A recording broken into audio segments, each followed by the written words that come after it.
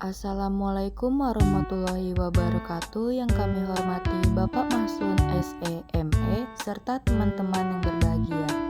Pada hari ini kami dari kelompok 5 akan mempresentasikan bab 5 N. Gregory Mankiw Principles of Economics Edition yang berjudul From Behavior and the Organization of Industry.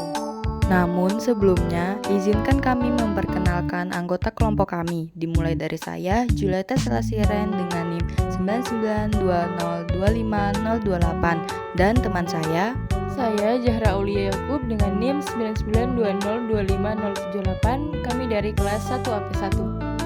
Baik, untuk selanjutnya chapter 13, biaya produksi. Next, organisasi industri. Studi tentang bagaimana keputusan perusahaan mengenai harga dan jumlah bergantung pada kondisi pasar yang mereka hadapi. Asumsi, tujuan sebuah perusahaan adalah untuk memaksimalkan keuntungan, profit atau keuntungan, pendapatan total dikurangi biaya total. Total pendapatan biaya adalah jumlah yang diterima perusahaan dari penjualan outputnya, dan total biaya adalah nilai pasar dari input yang digunakan perusahaan dalam produksi. Jadi biaya adalah bebannya. Contohnya seperti beban administrasi dan beban operasional. Sedangkan pendapatan dari total penjualannya atau dari total pendapatan jasa. Jadi tujuan perusahaan adalah memaksimalkan laba. Next, total revenue, jumlah yang diterima perusahaan dari penjualan hasil produksinya. Kuantitas output yang diproduksi perusahaan dikalikan dengan harga di mana perusahaan menjual outputnya. Total cost, nilai pasar dari input yang digunakan perusahaan dalam proses produksi. Next, biaya sebagai biaya peluang. Biaya dari sesuatu yang kamu korbankan untuk mendapatkannya. Biaya produksi perusahaan mencangkup semua biaya peluang dalam menghasilkan output barang dan jasa. Biaya eksplisit, biaya implisit. Next, explicit cost, biaya input yang memerlukan pengeluaran uang oleh perusahaan. Contohnya, membayar upah kepada pekerja. Kalau lihat di laporan keuangan, ada laporan laba rugi. Itu ada pendapatan dan beban. Bebannya itu merupakan biaya eksplisit. Beban itu ada biaya administrasi, ada biaya operasional. Itu masuknya ke biaya eksplisit, yaitu biaya yang tertera di laporan keuangan. Implicit cost, biaya input yang tidak memerlukan pengeluaran uang oleh perusahaan. Umumnya diabaikan oleh akuntan. Contohnya, biaya peluang yang waktu pemilik. Biaya implisit itu hal yang tidak tertera di laporan keuangan, merupakan biaya yang harus dikorbankan dalam ekonomi, karena salah satu dari 10 prinsip ekonomi adalah apa yang Anda korbankan untuk mendapatkannya. Jadi untuk mendapatkan sesuatu selain mengeluarkan beban butuh waktu. Waktu itu juga dihitung sebagai biaya implisit. Hal ini penting untuk keputusan perusahaan. Bagi pemilik modal, waktu adalah uang, jadi waktu adalah implisit. Rumusnya, total cost sama dengan explicit cost ditambah implicit cost. Next, the cost of financial capital as an opportunity cost, biaya modal finansial sebagai biaya peluang. Kalimat ini merujuk pada konsep bahwa penggunaan modal finansial, atau misalnya uang yang digunakan untuk investasi, memiliki biaya peluang. Artinya, ketika perusahaan atau individu memutuskan untuk menginvestasikan uang atau modalnya pada suatu proyek atau aset, mereka mengorbankan peluang lain yang dapat menghasilkan keuntungan. Biaya ini mencangkup potensi keuntungan yang hilang dari alternatif investasi lain yang tidak dipilih. Dalam konteks ini, biaya modal finansial bukan hanya berupa bunga atau biaya yang dibayar atas pinjaman, tetapi juga termasuk keuntungan yang bisa diperoleh jika uang tersebut digunakan untuk tujuan lain. Next, ekonomi profit atau laba ekonomi. Total pendapatan dikurangi total biaya. Total biaya mencangkup biaya eksplisit dan implisit. Accounting profit atau laba akuntansi. Total pendapatan dikurangi total biaya eksplisit. Biasanya lebih besar dari laba ekonomi. Next. Dalam gambar ini, perbedaan intinya adalah ekonom menghitung eksplisit ditambah implisit cost, fokus pada biaya peluang. Hasilnya, ekonomi profit atau lebih kecil, sedangkan akuntan menghitung eksplisit cost saja, fokus pada biaya yang dibayar tunai. Hasilnya, accounting profit atau lebih besar. Kesimpulannya, ekonom memasukkan semua biaya peluang ketika menganalisis suatu perusahaan, sementara akuntan hanya mengukur biaya eksplisit. Karena itu, keuntungan ekonomi selalu lebih kecil daripada keuntungan akuntansi. Next. Produksi dan biaya. Fungsi produksi. Hubungan antara jumlah input yang digunakan untuk membuat suatu barang dan jumlah output barang tersebut menjadi lebih datar seiring dengan peningkatan produksi, marginal produk atau produk marginal. Peningkatan output yang muncul dari tambahan satuan input, kemiringan fungsi produksi. Next. Nah, pada tabel kolom pertama, yaitu jumlah pekerja. Kolom ini menunjukkan berapa banyak pekerja yang dipekerjakan Caroline dalam pabrik kuenya. Jumlahnya mulai dari 0 hingga 6 pekerja. Kolom kedua itu ada output atau jumlah kue yang diproduksi per jam. Ini menunjukkan berapa banyak kue yang bisa diproduksi per jam dengan jumlah pekerja tertentu. 0 pekerja, outputnya 0 juga. 1 pekerja, outputnya 50. 2 pekerja, outputnya 90. 3 pekerja, outputnya 120. 4 pekerja, outputnya 140. 5 pekerja, outputnya 150. Dan 6 pekerja, outputnya 155. Kesimpulan, output meningkat awalnya cepat, tapi kemudian melambat. Hukum diminishing returns.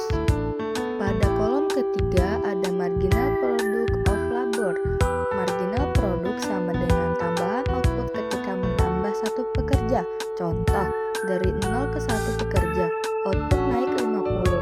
Marginal produk sama dengan 50. Dari 1 ke 2 pekerja, output naik 40. Marginal produk sama dengan 40. Dari 2 ke 3 pekerja, marginal produk sama dengan 30. Dan seterusnya. Kesimpulannya, semakin banyak pekerja, tambahan output makin kecil atau diminishing marginal product. Pada kolom keempat, biaya pabrik. Biaya ini tetap sebesar $30, berapapun jumlah pekerja. Ini adalah contoh biaya tetap.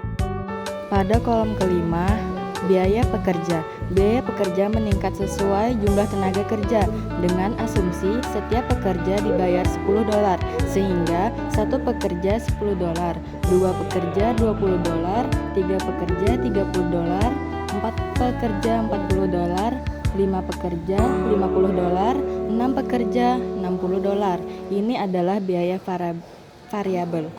Pada kolom ke-6, total cost of input. Ini adalah biaya total, yaitu total cost sama dengan cost of factory ditambah cost of workers. Contoh, jika pekerja 3 orang, biaya pabrik $30 ditambah biaya pekerja $30 sama dengan $60. Jika pekerja 6 orang, $30 ditambah $60 sama dengan $90. Kesimpulan umum, tabel ini menunjukkan bagaimana output meningkat tetapi dengan tambahan yang semakin kecil. Biaya pabrik tetap tidak berubah. Biaya pekerja bertambah sesuai jumlah tenaga kerja. Total biaya merupakan penjumlahan biaya tetap ditambah biaya variabel. Tabel ini biasa digunakan untuk menjelaskan konsep produksi dan biaya dalam mikroekonomi. Next. Produksi dan biaya. Produk marginal yang semakin berkurang. Produk marginal dari suatu input menurun seiring dengan peningkatan jumlah input. Fungsi produksi semakin datar saat lebih banyak input digunakan. Kemiringan fungsi produksi semakin berkurang. Kurva biaya total. Hubungan antara jumlah yang diproduksi dan biaya total menjadi lebih curam seiring dengan peningkatan jumlah yang diproduksi. Diminishing atau penurunan marginal produk. Memproduksi satu unit tambahan output memerlukan banyak tambahan unit input, artinya sangat mahal. Next. Pada panel A, menunjukkan fungsi produksi, yaitu hubungan antara jumlah pekerja yang dipekerjakan atau sumbu horizontal dengan jumlah output atau kue per jam yang dihasilkan atau sumbu vertikal. Makna grafiknya, saat jumlah pekerja meningkat, jumlah output juga meningkat. Pada pekerja pertama, output naik cukup besar atau sekitar 50 kue. Pekerja kedua dan ketiga juga meningkatkan output, tetapi kenaikannya mulai lebih kecil. Ketika masuk pekerja kelima dan keenam, kurva menjadi lebih datar. Artinya penambahan pekerja menghasilkan tambahan output yang semakin kecil. Kesimpulan, fenomena ini menunjukkan diminishing marginal produk. Produk marginal pekerja menurun ketika semakin banyak pekerja ditambahkan. Pada panel B menunjukkan kurva biaya total atau total cost yang menggambarkan hubungan antara jumlah output atau sumbu horizontal dan biaya total produksi sumbu vertikal. Makna grafik, saat output masih sedikit, misalnya 40 atau 80 kue, biaya total meningkat secara bertahap. Namun ketika output semakin besar, 140 sampai 160 kue, kurva biaya menjadi lebih curam. Ini berarti biaya meningkat lebih cepat ketika output ditambah. Mengapa biaya menjadi curam? Karena pada panel A, produk marginal menurun. Artinya, untuk menghasilkan tambahan output, perusahaan butuh lebih banyak pekerja, sehingga biaya tenaga kerja meningkat lebih cepat. Kesimpulan, kurva biaya total naik dengan semakin tajam sebagai akibat dari penurunannya produk marginal. Sederhananya, panel artinya A. Fungsi produksi, semakin banyak pekerja, output naik, tapi tambahan output semakin lama makin kecil. Yang B. Kurva biaya total, semakin besar output, biaya total naik semakin cepat karena produktivitas pekerja menurun. Next, berbagai ukuran biaya. Biaya tetap, biaya yang tidak bervariasi dengan jumlah output yang dihasilkan. Biaya variabel, biaya yang bervariasi dengan jumlah output yang dihasilkan. Total biaya sama dengan biaya tetap ditambah biaya variabel. Next, biaya tetap rata-rata, biaya tetap dibagi dengan jumlah output yang dihasilkan. Biaya variabel rata-rata, biaya variabel dibagi dengan jumlah output yang dihasilkan. Next, Tabel 2, berbagai ukuran biaya yang ada di kedai kopi Conrad. Tabel ini tuh nunjukin berbagai jenis biaya. Ada biaya fixed, variable, sama cost. Terus untuk ukuran biaya rata-rata ada average fixed cost, ada average variable cost, sama average total cost. Serta ada biaya marginal atau marginal cost yang berubah seiring dengan perubahan tingkat output atau jumlah cangkir kopi yang diproduksi per jamnya. Langsung aja, yang pertama itu ada output atau cups of coffee per hour atau cangkir kopi per jam. Itu jumlah barang atau jasa yang diproduksi. Nah, di sini tuh ada 0 sampai dengan 10 kopi per jam.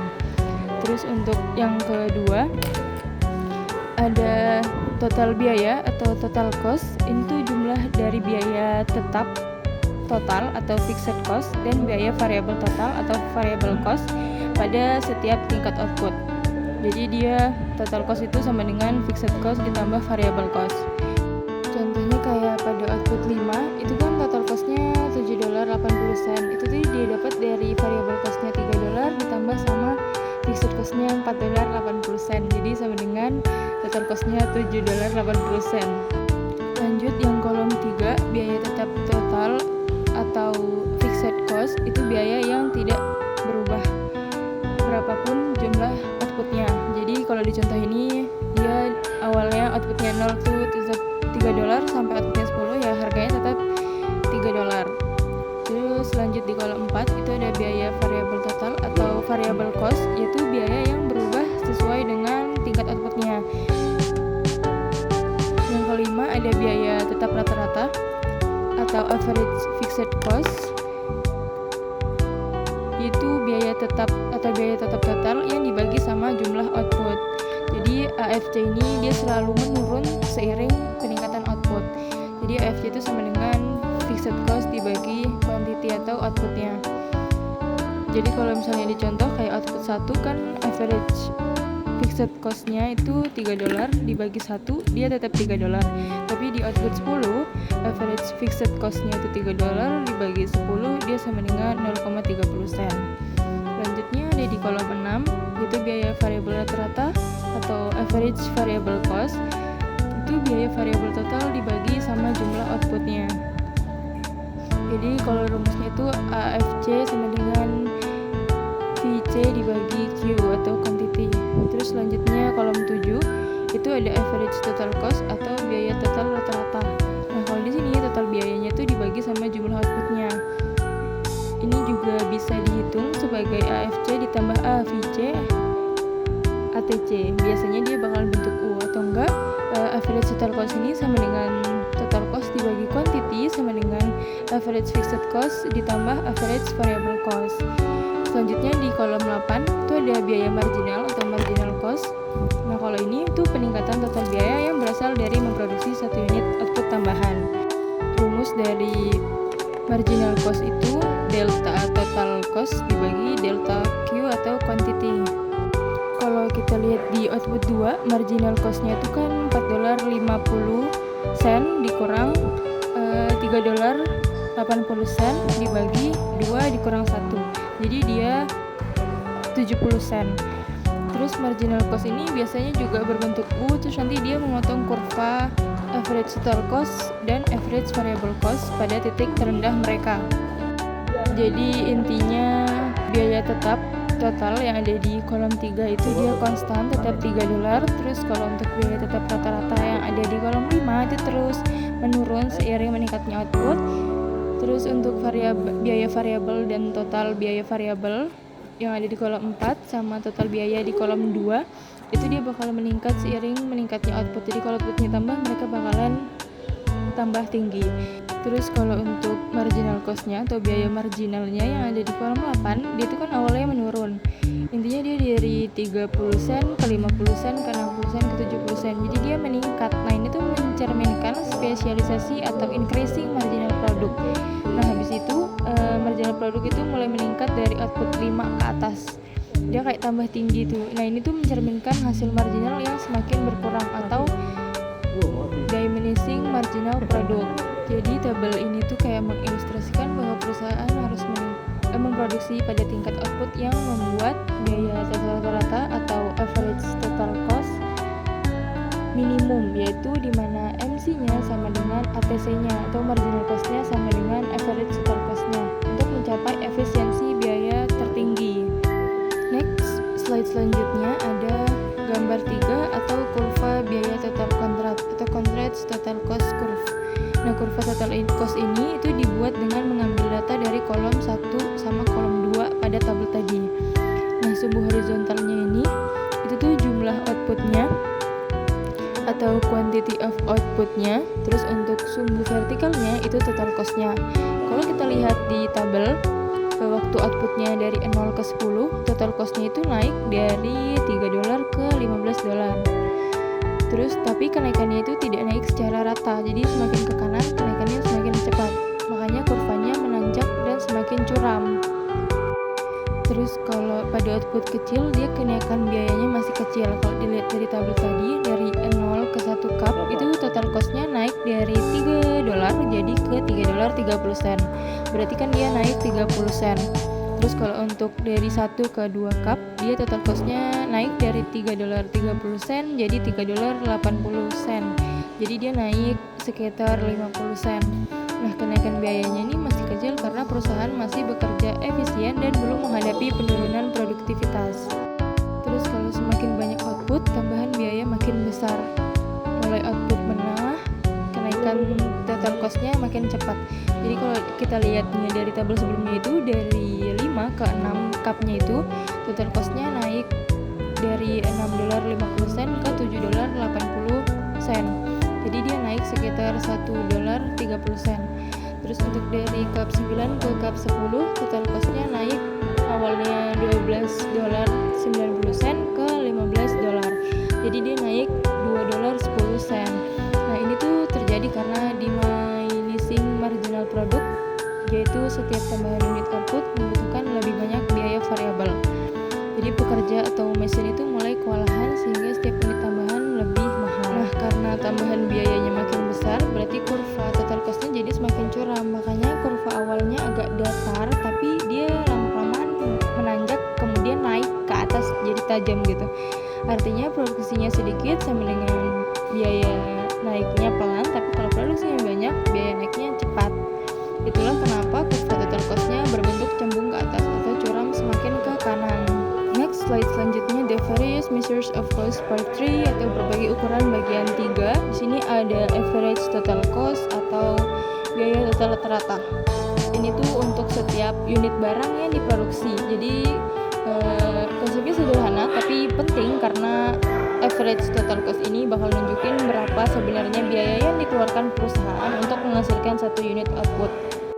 Nah, ATC-nya itu total cost divided by the quantity of output atau total cost-nya dibagi jumlah output. Jadi dengan kata lain kita mengambil seluruh biaya yang dikeluarkan perusahaan, baik biaya tetap maupun biaya variabelnya, terus kita bagi sama jumlah barang yang berhasil diproduksi. Rumusnya itu ada di ATC sama dengan TC dibagi Q atau average total cost sama dengan total cost dibagi quantity. Nah, kalau ditanya kenapa sih ATC ini penting? Karena ATC ini bakal membantu perusahaan untuk melihat efisiensi produksi. Jadi kalau ATC-nya ini turun, berarti itu perusahaan harus lebih efisien. Kayak semakin banyak output, biaya per unitnya bakalan semakin rendah. Kalau ATC-nya naik, berarti biaya rata-ratanya meningkat, terus perusahaan sedang kehilangan efisiensinya. Kalau kita lihat dari tabel Conrad's Coffee Shop-nya yang tadi itu, output 1 cup itu kan total cost-nya $3.30, terus average total cost-nya itu sama $3.30. Tapi untuk yang outputnya 4 cup itu total cost-nya $5.40, terus average total cost-nya $1.35. Terus untuk yang output 7 cup itu total cost-nya $9.30, average total cost-nya $1.33. Terus pas outputnya 10 cup, total cost-nya itu kan $15, average total cost-nya $1.50. Jadi kalau kita lihat ini ATC-nya turun di awal, kemudian dia naik lagi setelah di titik-titik tertentu. Nah, kenapa sih ATC-nya ini turun terus naik? Jadi karena ATC-nya ini gabungan dari dua biaya. Yang pertama biaya average fixed cost yang selalu turun, terus yang kedua average variable cost yang turun di awal kemudian naik. Jadi pas AFC-nya turun cepat, ATC-nya ikut turun.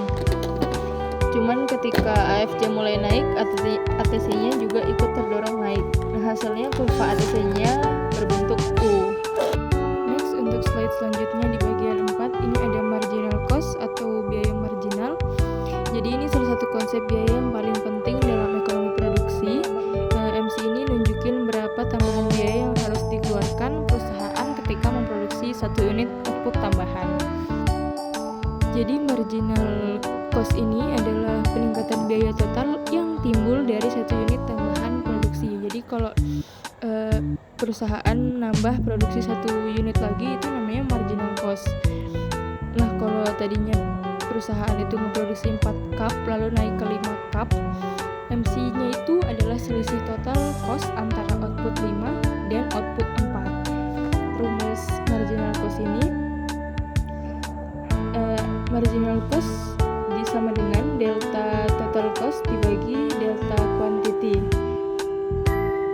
atau perubahan total cost dibagi perubahan output. Karena delta quantity biasanya 1 unit, marginal cost menjadi selisih total cost antara dua tingkat output. Contohnya di tabel Conrad's Coffee Shop.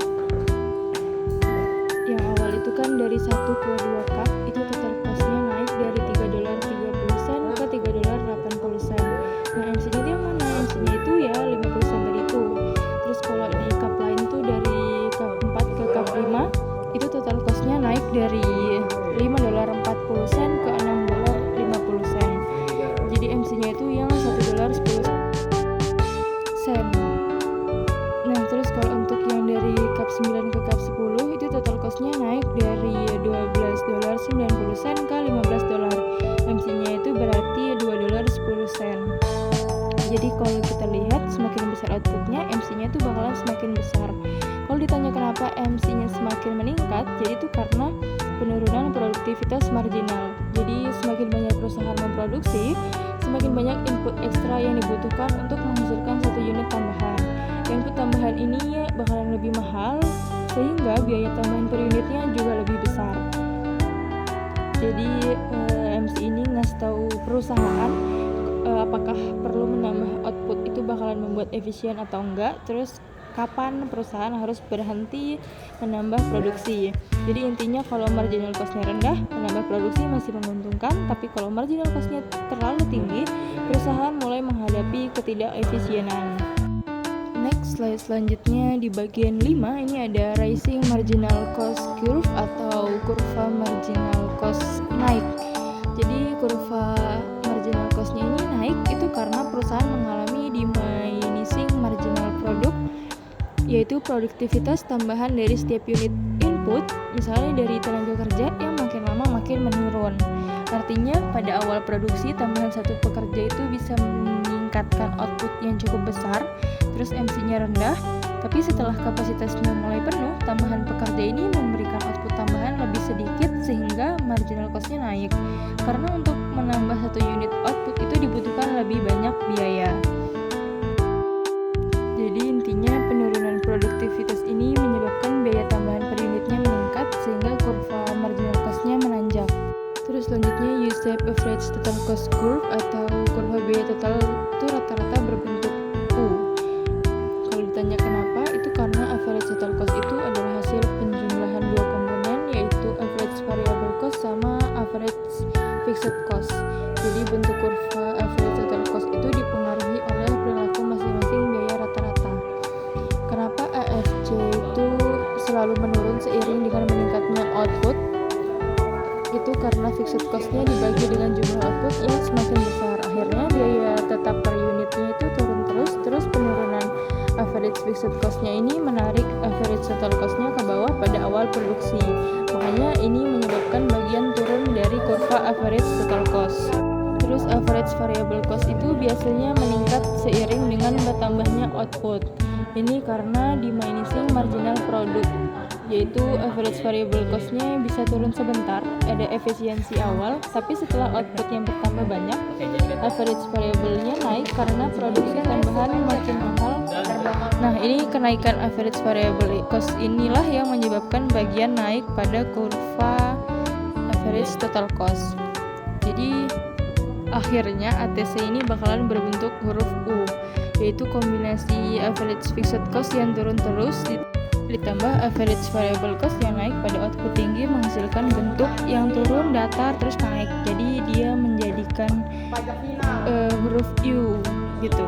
Next slide selanjutnya di bagian 6 ada efficient scale atau skala efisien, yaitu quantity of output that minimize at average total cost atau jumlah output yang meminimalkan average total cost. Nah, ini kan ada efficiency sama relationship between marginal cost and average total cost atau hubungan antara marginal cost dan average total cost. Itu keduanya berhubungan langsung dengan bentuk kurva biaya yang sudah dijelaskan sebelumnya tadi. Terus kalau untuk skala efisien ini, dia adalah jumlah output yang membuat ATC berada pada titik paling rendah. Jadi intinya ini tuh adalah level produksi paling efisien bagi perusahaan. Terus di titik ini biaya rata-rata per unitnya adalah yang paling murah. Terus kalau perusahaan yang memproduksi lebih sedikit atau lebih banyak dari titik ini, biaya rata-ratanya bakalan lebih tinggi. Jadi efficient scale ini adalah titik minimum kurva average total cost. Terus kalau hubungan antara marginal cost dan average total cost ini, ketika marginal cost-nya lebih kecil daripada average total cost-nya, berarti average total cost-nya lagi turun. Intinya kalau misalnya average total cost itu nilai rata-rata, terus marginal cost adalah angka baru yang masuk. Jika angka baru atau marginal cost-nya lebih rendah dari rata-rata atau average total cost, maka rata-ratanya otomatis turun. Contoh sederhananya, average total cost-nya 10, marginal cost-nya 7. Nah, itu kan dia rata-ratanya jadi turun. Makanya kenapa MC itu berada di bawah kurva average total cost, atau kurva average total cost-nya ini bakalan miring ke bawah. Terus kalau MC-nya lebih besar daripada ATC-nya, itu ATC-nya sedang naik. Jadi biaya tambahan atau marginal cost-nya lebih tinggi daripada rata-rata, maka rata-ratanya bakalan dia tertarik naik. Jadi kalau misalnya contohnya itu average total cost-nya 10, marginal cost-nya 14, itu berarti rata-ratanya naik. Terus inilah kenapa kurva ATC-nya naik saat MC-nya melewati ACT itu tadi. Terus kurva biaya marginal ini memotong kurva biaya total rata-rata pada titik minimumnya. Itu kalau misalnya atasnya turun kan MC-nya ada di bawahnya, tapi kalau atasnya naik MC-nya itu kan ada di atasnya. Nah, jadi satu-satunya tempat MC dan ATC bisa bertemu tuh adalah saat ATC berada di titik terendahnya.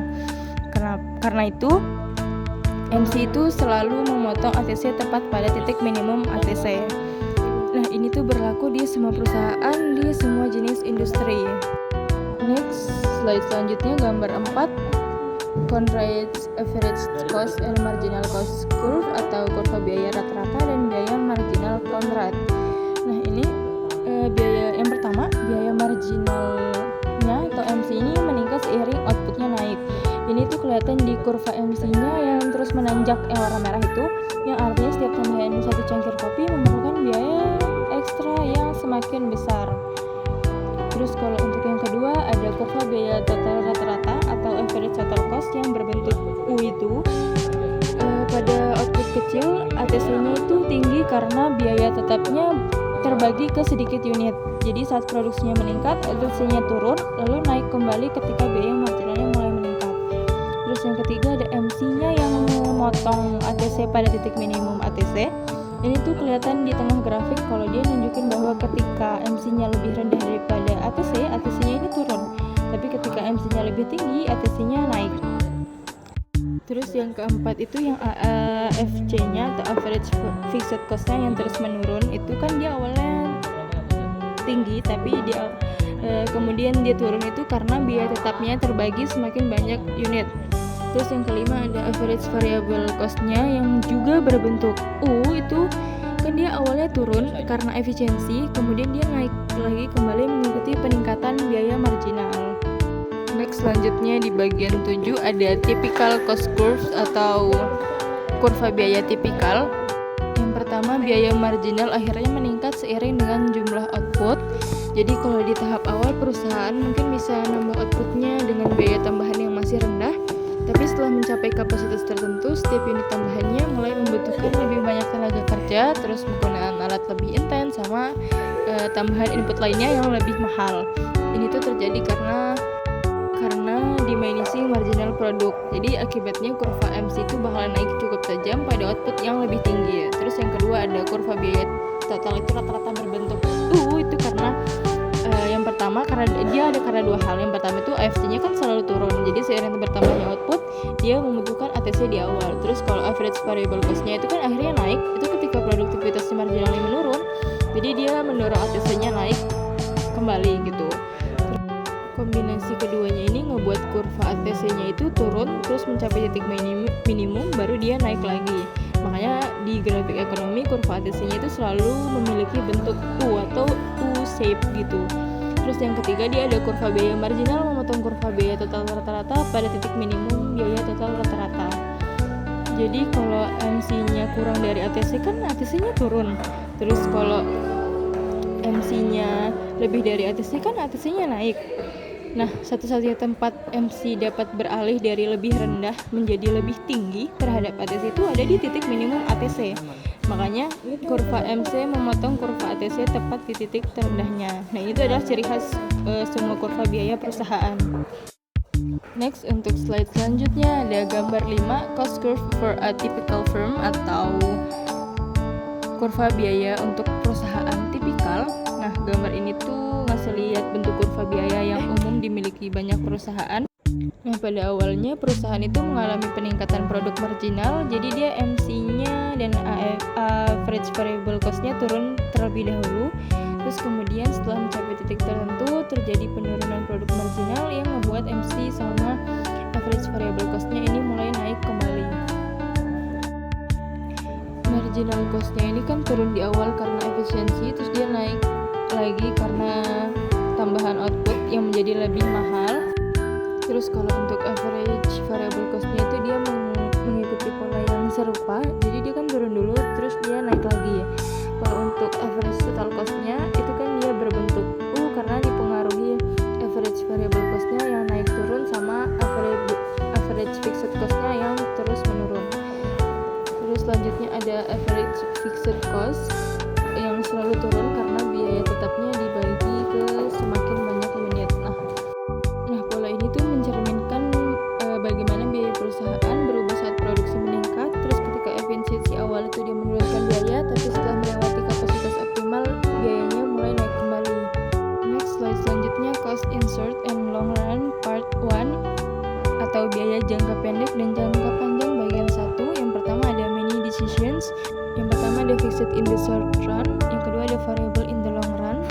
diperbaiki dalam jangka pendek dan variabel dalam jangka panjang.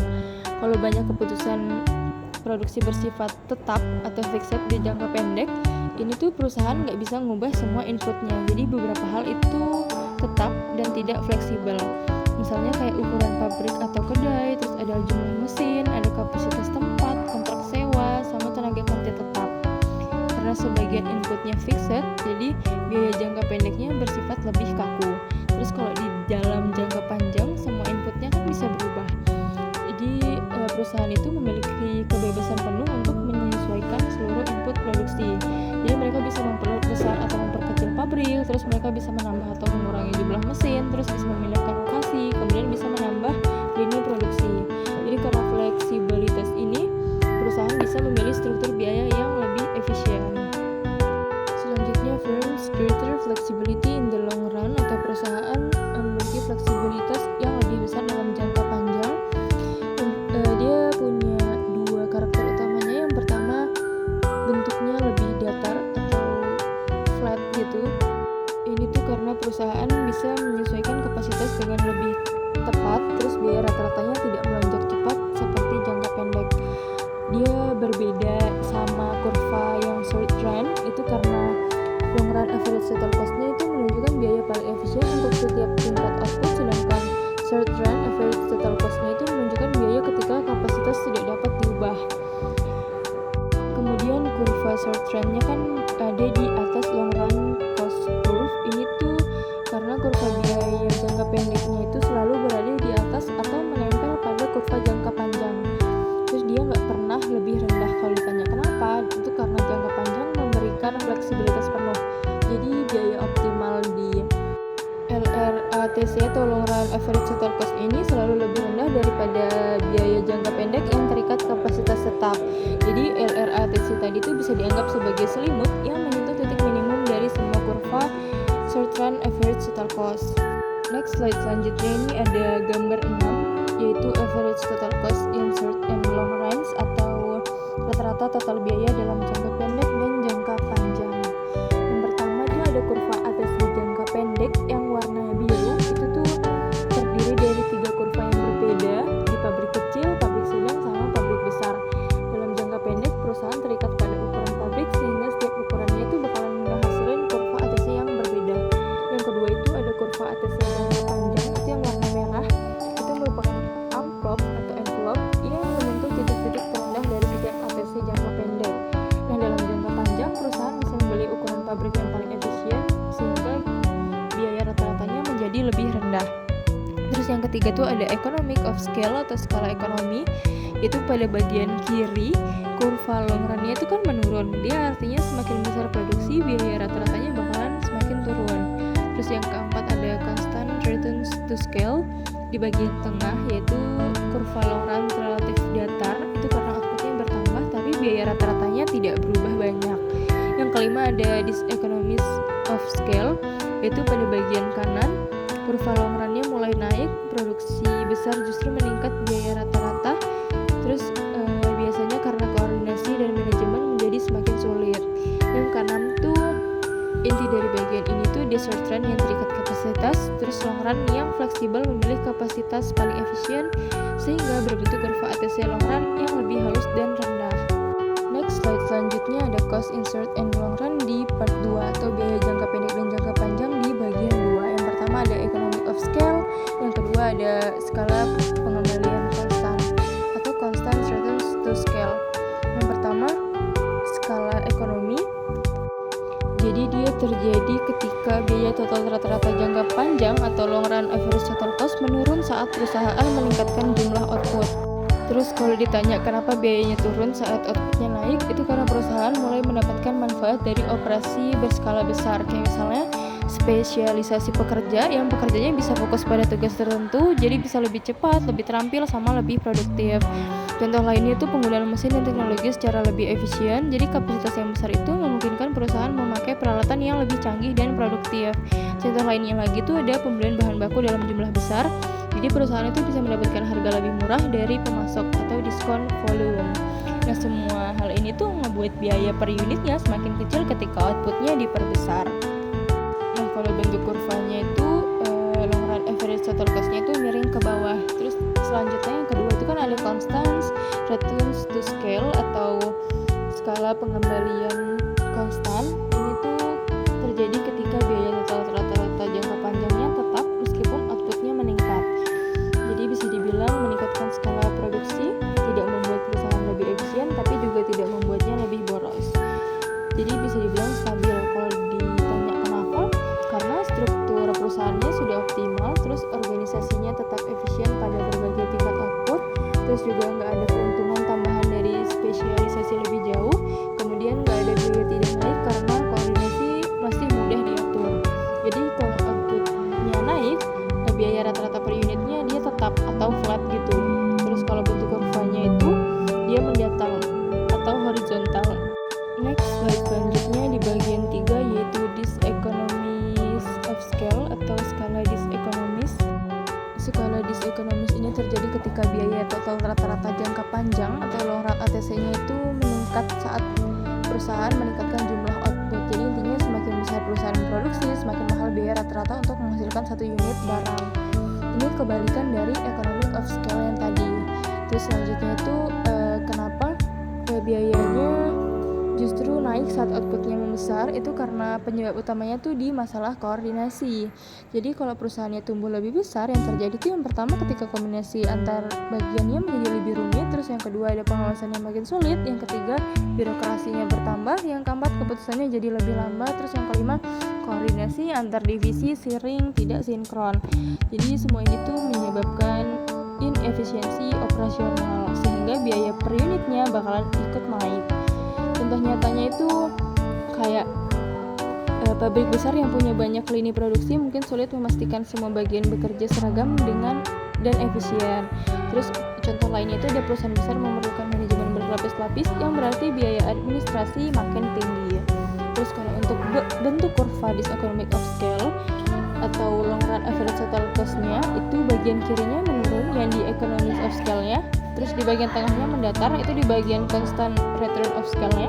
Terus di bagian kanannya naik, yaitu diseconomies of scale-nya. Jadi bentuk kurvanya naik karena penambahan output menyebabkan biaya rata-rata meningkat. Next slide selanjutnya yaitu ada tabel 3 atau ini slide yang terakhir yaitu berbagai jenis biaya atau the many types of cost. Dan ini adalah ringkasannya. Jadi ketentuannya yang pertama itu ada biaya eksplisit, yaitu definisinya biaya yang memerlukan pengeluaran uang oleh perusahaan. Terus yang kedua ada implicit cost atau biaya implisit, yaitu biaya yang tidak memerlukan pengeluaran uang oleh perusahaan. Yang ketiga ada biaya tetap, yaitu biaya yang tidak berubah seiring dengan jumlah output yang diproduksi. Deskripsi matematisnya ada FC atau fixed cost. Terus selanjutnya ada biaya variabel, yaitu biaya yang bervariasi tergantung pada jumlah output yang diproduksi. Deskripsinya ada VC yaitu variable cost. Kemudian ada total biaya yaitu nilai pasar dari semua input yang digunakan perusahaan dalam produksi, yaitu total cost sama dengan fixed cost ditambah variable cost. Kemudian ada biaya tetap rata-rata yaitu biaya tetap dibagi dengan jumlah output, yaitu average fixed cost sama dengan fixed cost dibagi quantity. Terus biaya variabel rata-rata yaitu biaya variabel dibagi dengan jumlah output. Deskripsi matematisnya average variable cost sama dengan variable cost dibagi quantity. Selanjutnya ada rata-rata total biaya yaitu total biaya dibagi dengan jumlah output. Deskripsi matematisnya average total cost sama dengan total cost dibagi quantity. Kemudian yang terakhir ada biaya marginal yaitu peningkatan total biaya yang timbul akibat tambahan satu unit produksi. Deskripsi matematisnya marginal cost sama dengan delta total cost dibagi delta quantity. Jadi itu saja yang bisa kami berdua jelaskan, kurang lebihnya mohon maaf. Semoga ilmu yang disampaikan bermanfaat. Wassalamualaikum warahmatullahi wabarakatuh. Terima kasih.